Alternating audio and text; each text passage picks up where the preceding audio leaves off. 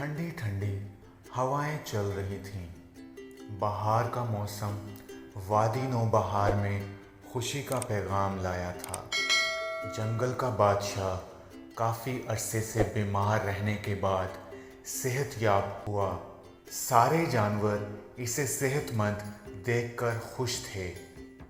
शेर ने दहाड़ कर अपनी सेहतयाबी का ऐलान किया। इसी खुशी में जश्न मनाने की तैयारियां हो रही थीं। जश्न की सुबह का आगाज़ परिंदों ने अपने सुरीले गीत से किया। फिर मोर ने अपने खूबसूरत नाच से सबका दिल लुभाया। इसके बाद भालू मियाँ की बारी आई।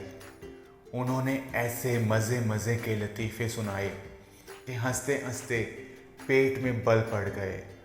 आखिर लोमड़ी को कहना पड़ा, बस करें भालू मियाँ, अब दूसरों को भी अपना कमाल दिखाने का मौका दें। फिर जानवरों के दरमियान दौड़ का मुकाबला शुरू हुआ, जिसमें हिरन, कुत्ते और बकरे ने अव्वल, दोम और सौम इनामात हासिल किए। तकसीम इनामात के बाद शेर को फलों और फूलों की नुमाइश देखने जाना था, जहां सब बेचैनी से इसकी आमद के मुंतज़िर थे। अचानक एक धमाका हुआ और फिज़ा धुंधली हो गई। जश्न अफरा तफरी का शिकार हो गया। सारे जानवर जान बचाकर इधर उधर भागने लगे। फूल और फल ज़मीन पर गिर पड़े और रौंदे जाने लगे। ऐसे में शेर ने सबको नज़्म ज़ब्त के साथ रहने के लिए कहा। ऐसी हालत में कौन एक जगह सब्र से खड़ा रह सकता है। मुर्गा ये कहते हुए बकरे के साथ भाग रहा था कि शेर की गूंजदार दहाड़ ने ठहरने पर मजबूर कर दिया। फिज़ा में धुंधलाहट कम हुई तो मंजर साफ होने लगा। शेर ने इर्द गिर्द नज़र दौड़ाई तो मंकू बंदर ज़ख्मी हालत में पड़ा नज़र आया। इसके साथ ही सदाबहार का पौधा झुलसा हुआ था।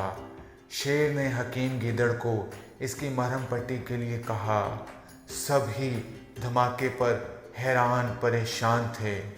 टंकी बंदरिया ने जान की अमान पाते हुए अर्ज़ किया, मंकू अक्सर इंसानों की दुनिया में जाता है।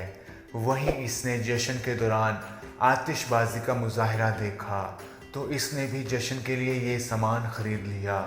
जिस वक्त आप नुमाइश के लिए जाने वाले थे, इस वक्त वो इसी फ़न का मुजाहरा करने वाला था, मगर नासमझी की वजह से वो मंकू के हाथ में ही फट गया।